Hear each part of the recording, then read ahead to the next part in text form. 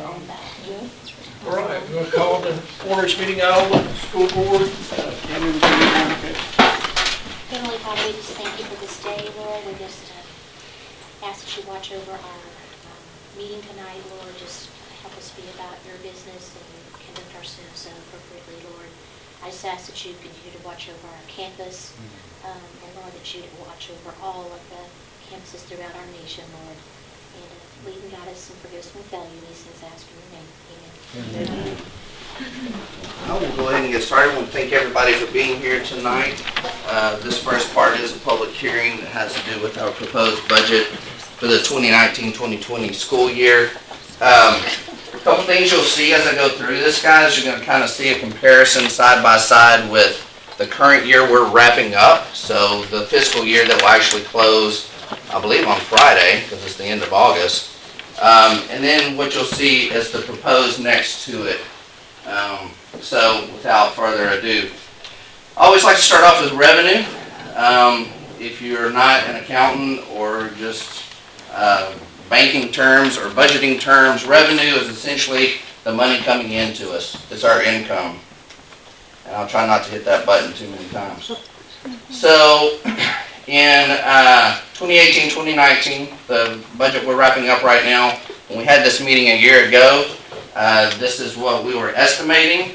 So local taxes, we estimated would bring in $3.3 million, state would bring in 1.4, for a total of 4.7, and that was this year's budgeted amounts. Realized means this is what we actually got. So local taxes, we got 3.4, so we're in the good there. State, at this point, we're at 1.1, so it's a little bit under, but you can compare the totals and you can see it's about $209,000 off. I'm going to share something else with you though, and then I'll come back to this year's proposed budget. What you're looking at is Foundation School Plan Program. This is a printout. This is a kind of a screenshot of a program I have in TEA. It's a website. And you can see the date on it. It was last updated August 5th. And Ms. Tim can tell you I checked it about 20 times today to see if it would update. And it would not. The reason I'm showing you this is if you look down here, this is talking about state money, okay? What we were just talking about where it showed we're kind of short, $209,000 short. But projected balance, down here in the blue, if you can't see that, that says $490,000. So if you go back and you add $490,000 to this, then we're well over that amount. Makes sense? So in other words, I think we budgeted correctly for the current year we're wrapping up. I share that because you look over here, and this is what we're projecting. It's 3.4 instead of 3.3. This has been rounded down a little bit to give us some cushion. We'll talk more about that as we go. State, 2.4. That's a big difference for a total difference there. Now, don't panic, don't hit the panic button because House Bill 3 has been in the news since I don't know when, April, May, and the state's been telling us we're going to give schools more money. They are giving us more money. That's where that's coming from. It's the changes due to House Bill 3. It's not just a number I'm making up. So, that's revenue.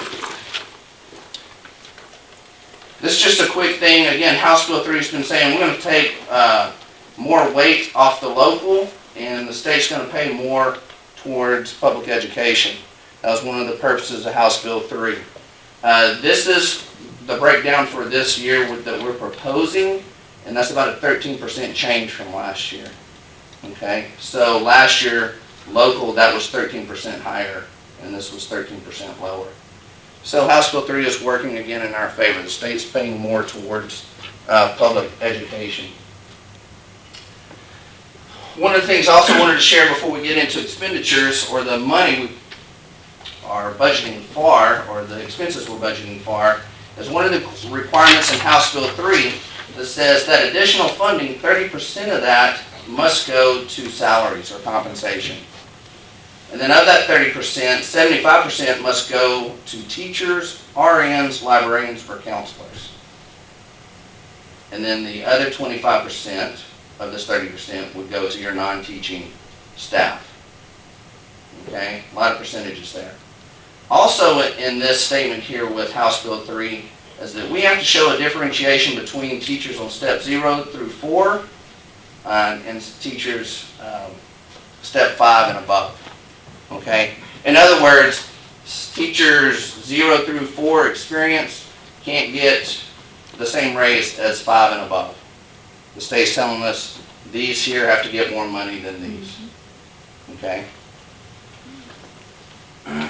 So for expenditures, well, let me go back to this too. I'm sorry. I thought I had a slide in there that talked about it. What we've done with the salary scale that the board has passed is teachers are getting a 5 to 12% raise, and that 5 to 12% is what takes care of this here. Because the 5% is down in this area, and the 12% goes through the rest of our range. Okay? The 12% is about in the middle of our range, and we had to do that because the state passed a new minimum salary scale. So that's where that 12% hit, was we needed to give that teacher a 12% raise to get them to the new state minimum. And I think on some steps we cleared it by like, I don't know, $41 or something like that. So we're giving 12% raise. That's a lot of money, but it's still just making it over that state minimum. So expenditures, what you'll see is I've broken them down by function. That's how our proposed budget is broken down as well. These aren't going to be in order, but you can see again, 2018, the year we're wrapping up, and this is proposed, and you can see the differences there. What I need you to understand is a significant amount of these differences comes from salaries.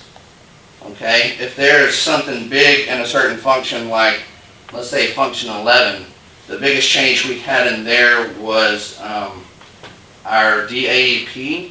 We budgeted $4,000 more. So there's a couple items like that were a couple $1,000s more, but for the most part, this comes from salaries. This would be from salaries, and this would be from salaries. Okay. Moving on to some more functions, school leadership. School leadership, what that is, and again, this change is going to come mainly from salaries, because you have our principals, Ms. Fairbanks, Ms. Darby, and Ms. Marks here, so their salaries are going to affect that, because there weren't any other big changes there. Extracurriculars, we always take a look at that as a community. Sometimes people accuse us of spending too much on athletics. Again, this is going to come from an increase in stipends, because coaches move up and they get more for their stipend. Two other things that were notable here were UIL expenses. When I'm talking about UIL, I'm talking about academic UIL. And we keep getting to the end of the year, and it cost us more UIL expenses than what we had budgeted for, so we added to that again. And then down here we have helmet reconditioning. So when you buy a football helmet, every 2 years you have to send it back to be reconditioned. 2 years ago, we bought all new junior high helmets. So 2 years roll around, and we've got to recondition all those helmets. We're typically on a kind of a time frame or a rotation where we send a couple back each year. And this year we realized, we've got to send all those back. So what we would typically put here for helmet reconditioning is only $2,500, and we've put $5,000 there. We've doubled that amount. But again, that's about the significant change there. Okay. Excuse me, I have a question. Yes, ma'am. What caused the drop in the counseling and guidance section? We had a secondary special ed teacher that also had a counseling degree. And so when needed, she would serve as an elementary counselor for the younger kids, and she is no longer with us. So that portion of her stipend that was for guidance, for counseling, has gone away. Good question, thank you.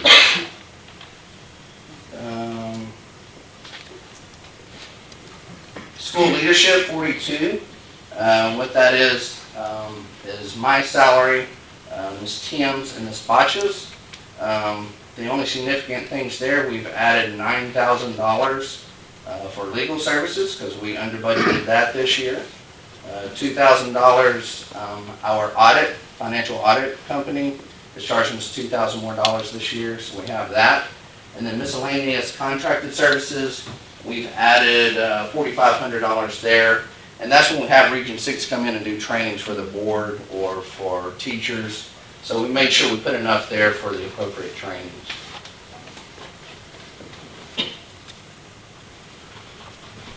Student transportation, this is a significant change here. Again, part of it's salaries, because you have Mr. Callahan, Mr. Johnson, and 5 drivers. We have budgeted $7,000 more for fuel, because we were off there this year. Fleet insurance went up a little bit, but the significant change here comes that we are looking at buying a new ag truck and a new Suburban. So that's why you would see the significant change there, because we're roughly talking close to $100,000 for those vehicles. So that's why you see a change, such a significant change there. Again, some of this would come from salaries, because this will be all our custodians and our maintenance.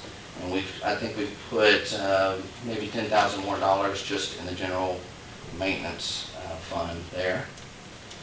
This is significant change here.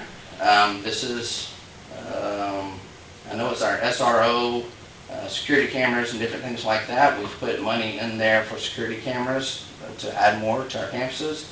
But the significant difference comes in the fact that at some point in time, we have fallen behind on our paying Grimes County for our SRO. We're a year behind for some reason. We noticed that as we started budgeting. We've been blessed enough to have money this year. So what I've budgeted is to make 2 payments to Grimes County so we get to where we need to be. Can I ask a question there? Yes. How exactly do we somehow fall behind That'd be a paying? good question. I didn't know anything about it until I started budgeting. That, from a budget standpoint, that's impossible. Maybe they bill us. Don't they bill us, Mr. Martell? They do send us a bill, yes. So they didn't bill. I don't want to give you an answer. I don't know. I didn't know about this until I started the budgeting process.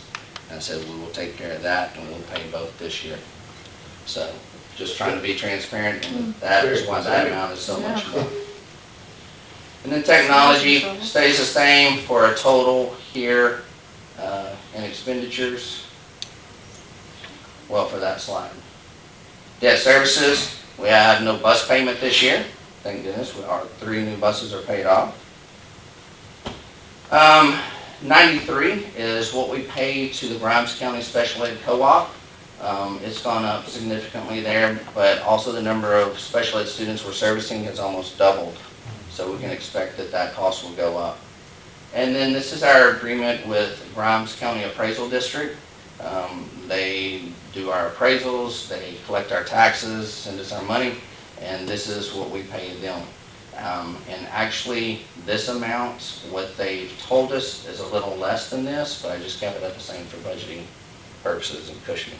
Can I ask just one more question? Sure. If the SRO is a regular recurring thing and they bill us, it should have been in the budget as a carry forward. Mhm. So we shouldn't have to budget money for it to cover what's there. It should be in the budget to carry forward. It should be a delayed cost from this fiscal year's budget. Okay. Is that not accurate?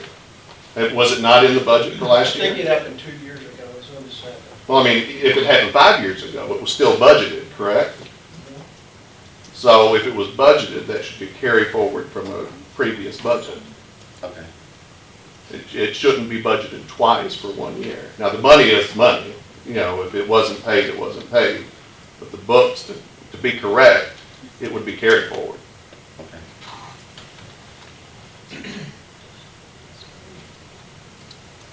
Okay.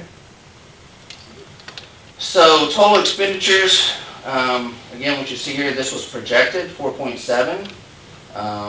When we put the slideshow together last week, we're at 4.4, which shows that we're $241,000 in the good on our expenditures. And this is our projected expenditures. Again, significant amount of that is coming from salaries and vehicles and so forth.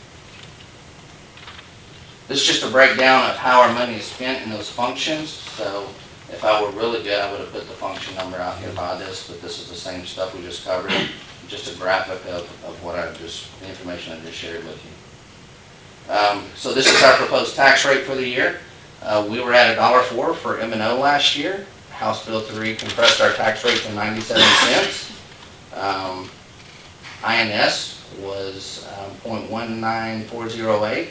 That's dipped just a little as well, for a total tax rate of $1.16. So the tax rate for 2019-2020 is decreased by around 7 cents. So the reason this tax rate would still generate close to the same property taxes is because your property values have increased. So property values increase, tax rate decreases, and that's when we have about the same revenue. Okay?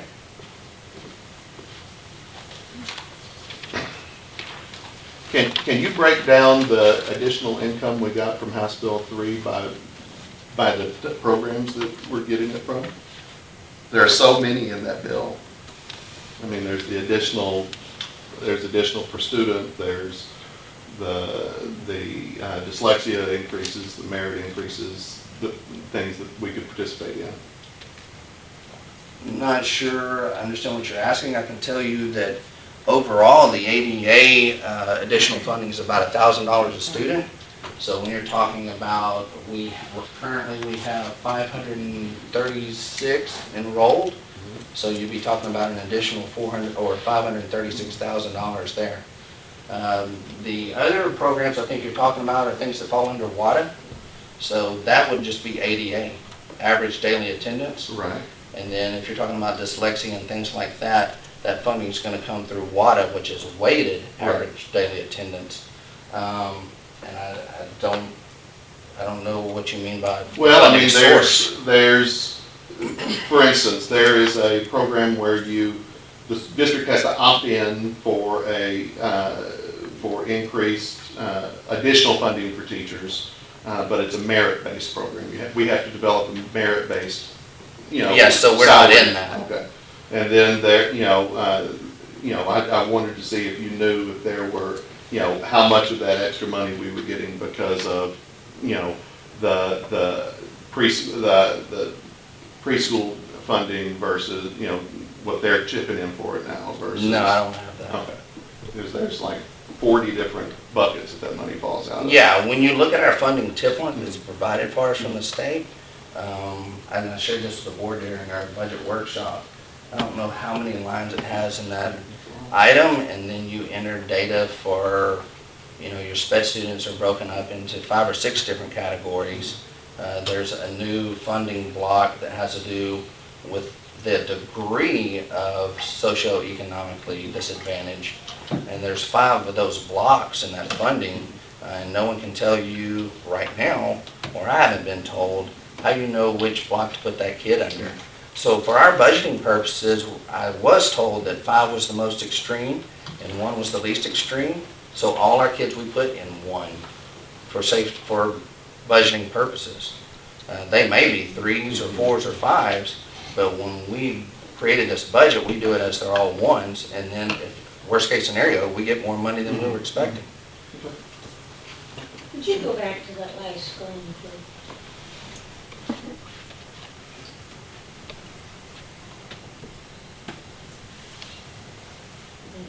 You're welcome. Why is the tax rate dropping? House Bill 3 told us it had to drop. They told us what our tax rate would be this year. And it's going to continue to drop over the next couple of years because of House Bill 3. How do you plan to overcome that deficit? Well, there won't be a deficit. Well, if you keep spending the same way and things are not getting cheaper, so you're spending more money. Well, if you look at the proposed budget, the actual proposed budget that we passed last week, not last week, a couple weeks ago, you see that this budget actually has an excess of over $300,000 in it.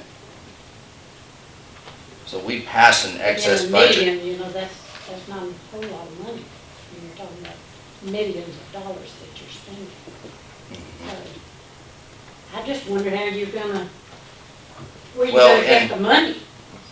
And your property values are gonna continue That's right. to increase, Our valuation will go up. which I have no control over. That's not me. Well, I understand that's not you. So, but that's one of the things we're doing, Ms. Dyer, is I'm passing a budget that has an excess. So our revenue is over $300,000 more than what we project to spend. That we're already really trying- looks good. I like to see that. That So really looks we're already good. trying to plan for that. But I know in reality, that's not right. Well, you said the same thing last year. You were concerned about last year. Because we had a 500,000 deficit last year. No, we didn't have a $500,000 deficit last year. You were concerned about us meeting these numbers right here last year, and you can see we've met them. And this, again, this hasn't been met, but I showed you the slide where the state says we're still getting $490,000. Okay, last year, the estimated revenue was $4,240,000. You projected $4,799,000. That's what you said would need to operate. $4,799,991. And that was a deficit of $559,000. No, ma'am, we did not pass a deficit budget I last saw year. it, I wrote it down. We did not pass a deficit budget last year. If you go back and look at the budget that the board voted on and passed, I think it was actually in excess of $60,000. That was the budget that was passed. Well, my figures don't match up with that. Is the settle up throwing, are you getting those numbers from tonight or from last year? Last year and tonight.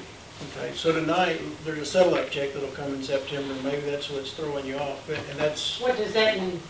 that means they still owe us for this year, and they won't pay that until September. So we've not been paid that money yet, but it's coming, just like the year That's- before was 700,000, last year That's was. the very money I'm talking about right there. And that's what you're projecting, that we're going to be above what we need, or above the budget. That's what the state still owes us. Oh, that's what the state owes us. Just put it back up there to you. And that's their number. That's their number. Yeah, that's the number they provide. And I'll be honest with you, I don't expect to get $490,000. I imagine we'll get less. But even if we get half of it, we still have a balanced budget. Right. Because this is only a $209,000 deficit right here. But last year's budget that was passed was not a deficit budget.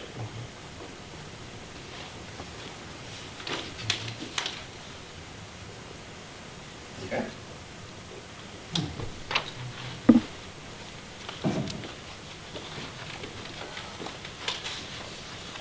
Is everyone good?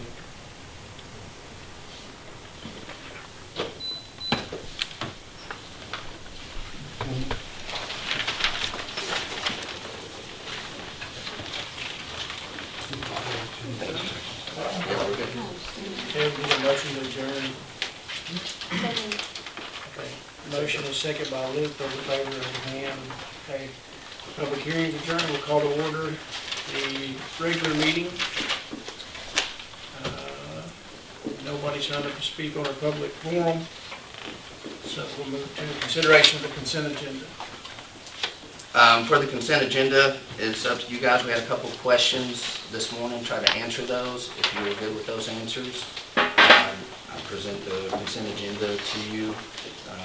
If we need to remove a portion, which will be the campus improvement plans, we can remove that and vote on those separately.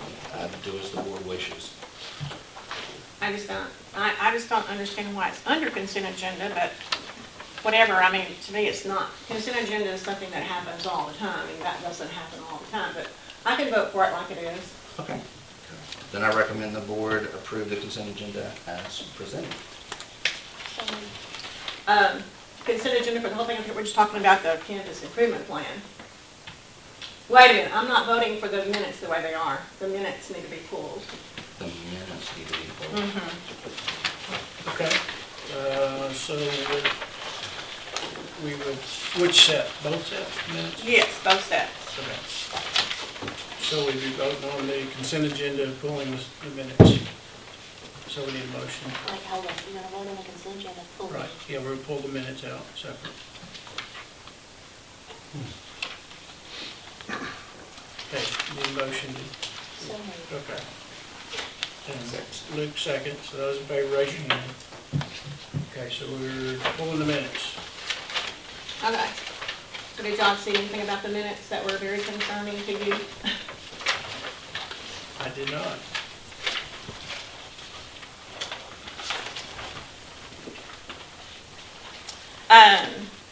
On the one in July the 15th, item number 13, it says vote carried 9-0, so that needs to be changed. And then, August the 12th, it says that we approved the tax rate. Item number 5, the word proposed was left out, so we certainly don't want to say we approved the tax rate last time. Isn't that right? It should say proposed, it doesn't say proposed. Wait, Okay. where is your number on that one? Item number 5. It doesn't say proposed on there. That says proposed. At the top. No, She said and the motion. A motion was Oh, made I to got approve, Okay. right under it.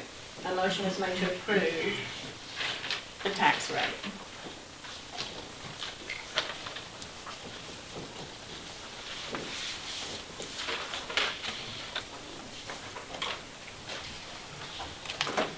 Well, okay, so we would need a motion to approve the minutes with those corrections.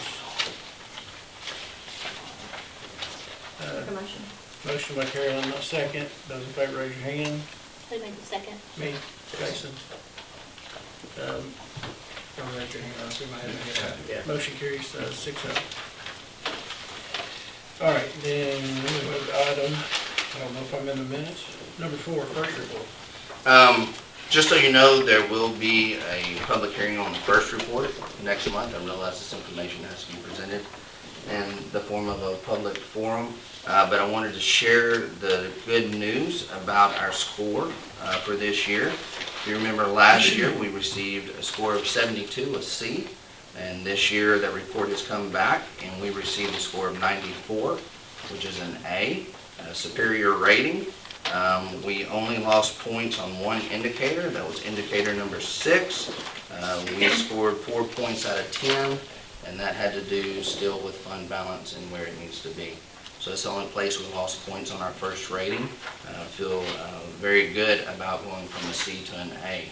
That should be something the community should be proud of and excited about. So I hope that gets posted on social media. I just want to share that with you all. And again, next month we'll have the public forum. Hopefully we'll post that. And get a new start. All right, item number 5, campus and administrative reports. Okay, so now that we officially have school underway, all the kids are back. It's been a lot of fun, but we've got a lot of new students, which is a good thing. Our total enrollment at the elementary is 326. I think last year ended at like 310, so we're up on some new little ones. And our attendance rate is hanging in there strong at 98.83%. And also, something that I think is really talking about maybe for next month's board meeting is about our class size waiver. So even with all these new students, we'll only need one class size waiver because there's one third grade class that has 23 students, and anything kindergarten through fourth grade, anything that's more than 22, we have to apply for a waiver from the state. So we'll do that for that one third grade class. And let's see. Okay, so some events that have been going on and ones that are coming up. This year, Ms. Wheaton had talked about wanting to do pre-K parent orientation the week right before Meet the Teacher Night, just to get those pre-K parents in there who are so anxious to talk about pre-K. Instead of doing that on Meet the Teacher Night where it's crazy and hectic, she gave them a whole evening there, just that grade level, and so it really made things smooth. So that was a good success. Also, Meet the Teacher Night was awesome. We had a lot of parents come through, a lot of families. Thought it was smooth and lots of good vibes, made you ready for the new year. Coming up September 3rd, we have kindergarten through 6th grade parent orientation night, since Pre-K won't be involved in that because they've already done theirs. And then September 6th is grandparents breakfast, so lots of new grandparents faces I think I'm gonna see next year, or this year at the grandparents breakfast. That's all I have. All right. Well, there's a lot of great things going on at the secondary right now. First off, volleyball is 18-0. They're doing fantastic. Right now they are in Franklin, so they're playing Franklin tonight. They've got first place in the Fairfield tournament and the Anderson tournament last weekend. So they're doing incredible this year. Football, they've been holding their own in their last 2 scrimmages. We've played some larger schools, and so you can kind of see the size difference. They're a little bit bigger, but we've been holding our own. We have our first game against Somerville this Friday. And junior high has 31 players, and it's the first time that they've had that many players for football in 4 years. So we're real excited about their program. Band is doing an excellent job this year. They've already got 2 of their songs ready for marching already, and so they're progressing ahead of schedule. So they're doing really well. I did want to say that there's been a lot of positive feedback about the enforcement of the cell phone policy, and I'll talk about that kind of later. It's been really taken well. I announce it every morning, and so there's no confusion on what the expectations are. I think there's been a lot more productivity with that. And this is the first time in 2 years that seniors have had a face-to-face teacher in dual credit. So we're very excited about that. The high school enrollment is 210, so we're up 6 from I guess a week or whenever the announcement was. And we're up, I think, 6 from last year as well. So our enrollment is increasing, and I think we have a couple more students coming already. So that will be increasing as well. So we're doing great this year. We're excited. Thank you, Mr. Fallon, Ms. Sajewski. I just have a few items on the superintendent's report.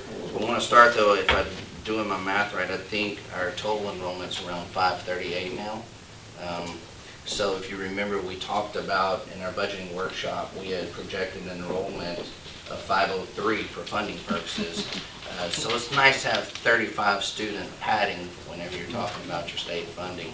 Again, though, that revolves around ADA, or average daily attendance. So we got to make sure they get here. I don't think we're going to have perfect attendance for 538, but I think whatever our attendance rate is, if we have 538 enrolled, we'll meet that 503 projection that we sent to the state. I don't know if you're aware, there was legislation passed, not this current session, but previous, where we are required to have an anonymous tip line for students to report things maybe they see or anything they're experiencing, mainly along the lines of bullying, so that they could report bullying anonymously. Last year we used a program called Stop It, which did well. We got a few tips throughout the school year. It cost us a little bit of money, but I bring this up because this year we use a system that's called P3 system, and Grimes County Sheriff's Department has brought that to us. Grimes County Crime Stoppers and their spokesperson, Ms. Marilyn Betts, is providing it to the Grimes County Sheriff's Department for free. So we're getting an excellent program that the Grimes County Crime Stoppers is providing to all the schools in the county, I believe. So we're excited about that, and we have a program in place. Legislative update sessions, I put that in your board packets. We are required to go a legislative update, but I did a little research today, and so we don't have to go to those. We can bring them here to do it for us. So I will be sending out an email with some possible dates and times. If you guys will help me determine when we want to do our legislative update, we can do it at home. We don't have to travel to these locations. Along the same lines, I'll send out an email talking about our Team of 8 training that we'll need to do over the next month as well. I hope that we can incorporate those 4 goals into that training. You found a shirt on the back of your chair when you came in, so if you see Mr. Mike McDougall or if you know Aaron Hughes, they're our 2 contact people at Mid-South Synergy for Iola ISD. And as usual, Mid-South Synergy donated the entire district, those shirts, students and teachers, so we're very excited about that. Please thank anyone you know that works for Mid-South Synergy, but those 2 specifically are the ones that always contact me about this. And then the last thing, you had a little black kind of colored card there at your place that had UIL on it. That is your football pass for this season. And with that, that's all I have for superintendent report. Okay, we move to item number 6, consideration of budget amendments to the 2018-2019 budget. We had 3 account numbers that needed to have amendments. The one was in function 34, which is transportation. That had to do with fuel usage and sub-drivers. So that's why we have to amend that one. The other one is 41, which is administration. We didn't budget correctly for legal fees in that situation. And the third one is instruction, and let me see if I can get this correctly. 2 years ago, related to our Perkins funds that we were receiving, we had to match a certain amount to receive those Perkins funds. And we did that, so that money is in 11. We didn't use all the money that we matched.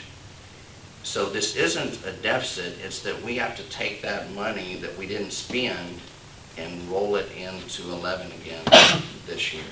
So this isn't a deficit, it's money that wasn't spent that has to move forward until we spend that $2,779.79. So, Does this one be 17? 15, 17, 17, yes, it should be.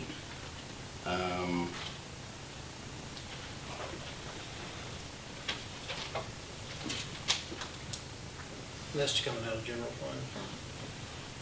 Yes. Okay.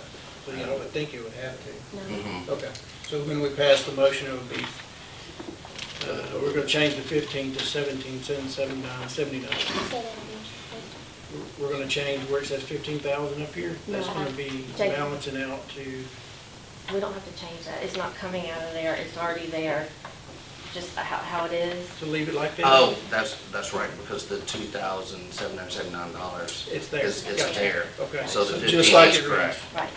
Gotcha. See, I Thank told you. you, I didn't know if I was getting it right, so the 15 is correct. Sorry about that. All right, so, I make a motion we approve the proposed, the board approves the budget amendments as presented. second. Any discussion? Okay, those in favor, raise your hand. Motion carries 6-0. Item number 7, consideration of adopting the budget for the Iola ISD 2019-2020 school year. You guys have the budget there that we've gone over, as I recommend the Board of Trustees adopt the Iola ISD 2019-2020 budget as presented.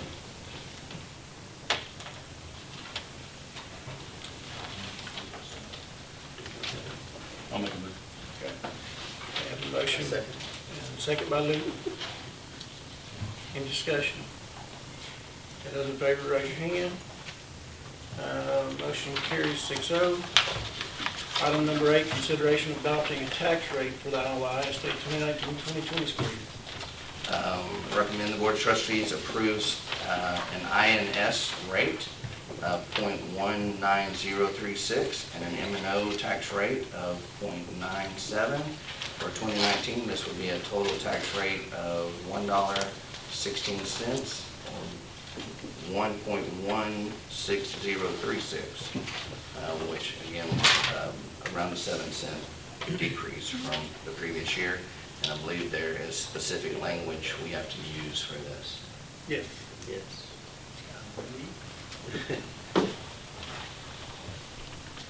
I move to, Just say, I move to yeah, adopt. okay, change it.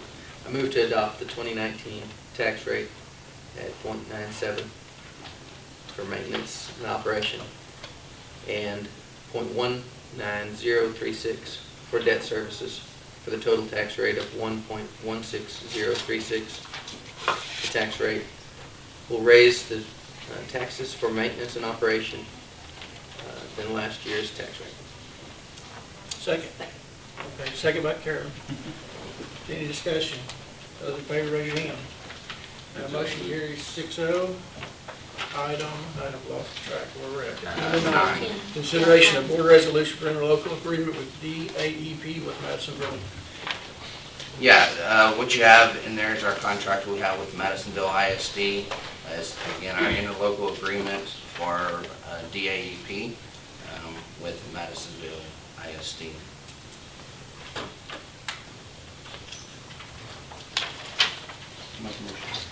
Okay, motion by Danny, second by Ms. Mallett. Any discussion? Those in favor, raise your hand. Motion carries 6-0. Item number 10, consideration of approval of additional updates to student handbook. Mr. Fowler, Yes. So I'll go over, our campus advisory committee met this summer, and we decided to update some of our current policies. So the continuation of our honors program, we've added, there will be no late work accepted, and retesting policy does not apply to honors courses.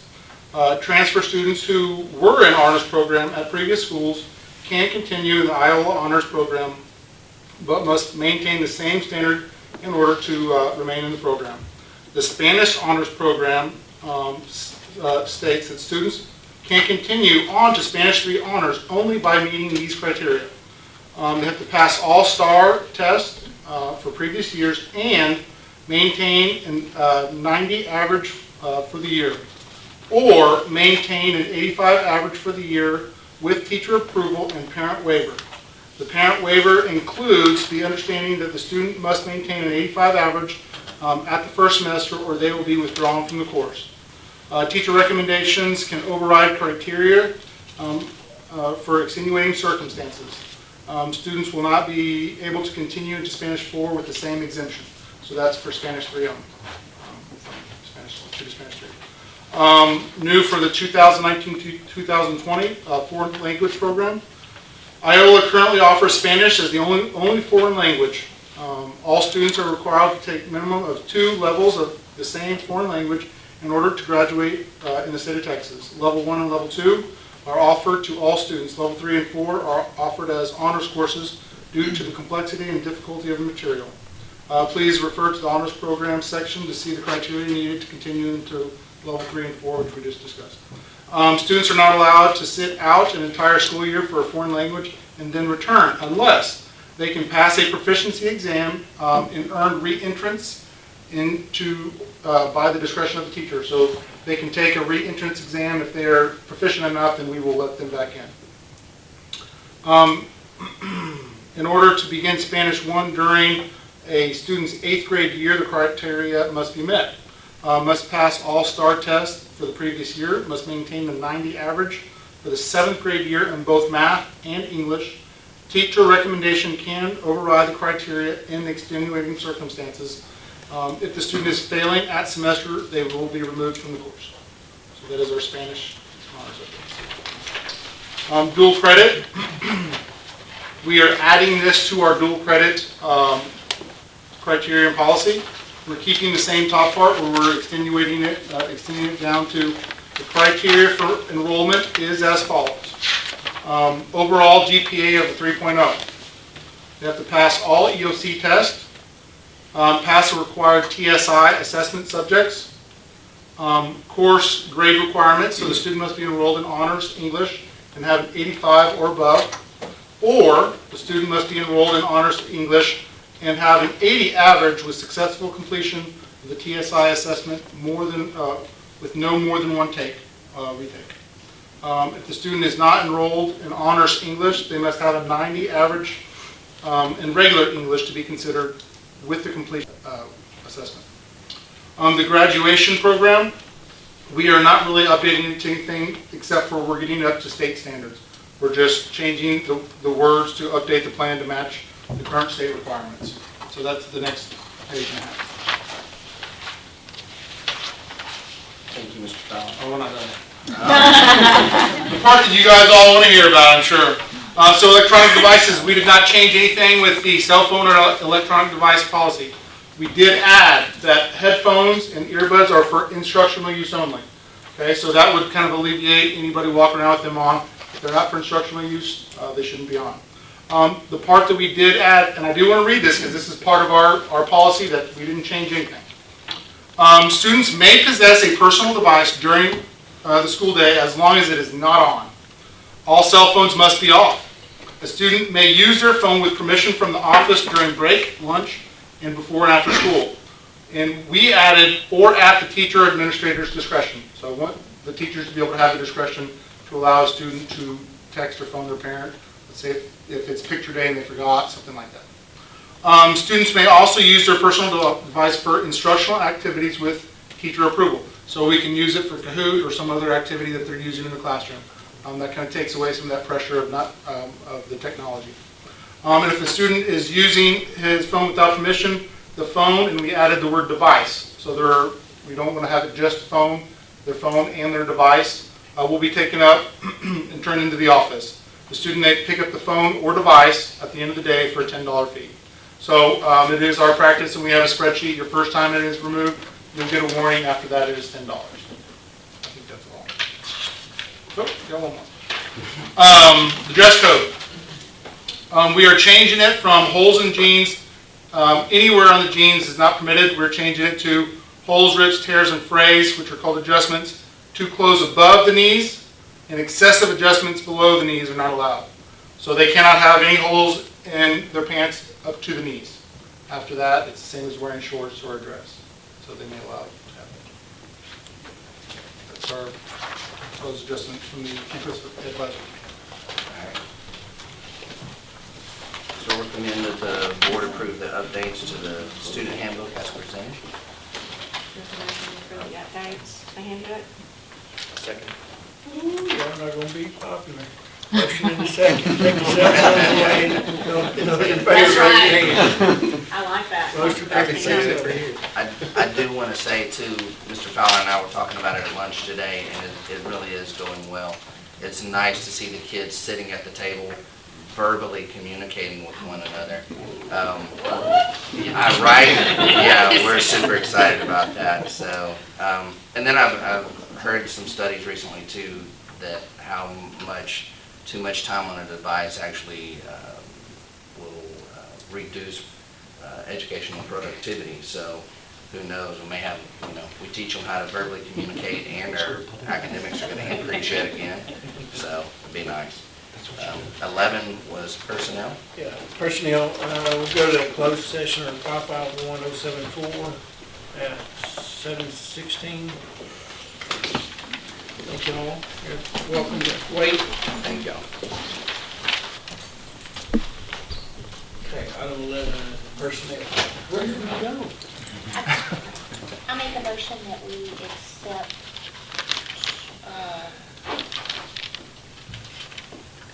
the contract as presented. Okay, I think the amount needs to be in the minutes. got it. Sure. So the motion basically is including the amount, and do we need the days in there? 207 days at a salary of $60,500 was what the motion would need to read. So Tammy's made the motion. Did we have a second? Second. A second by Luke. Those in favor, raise your hand. Motion carries 6-0. One last motion to adjourn. Second. See y'all later. Thank y'all. Thank y'all. Did you say? Good time.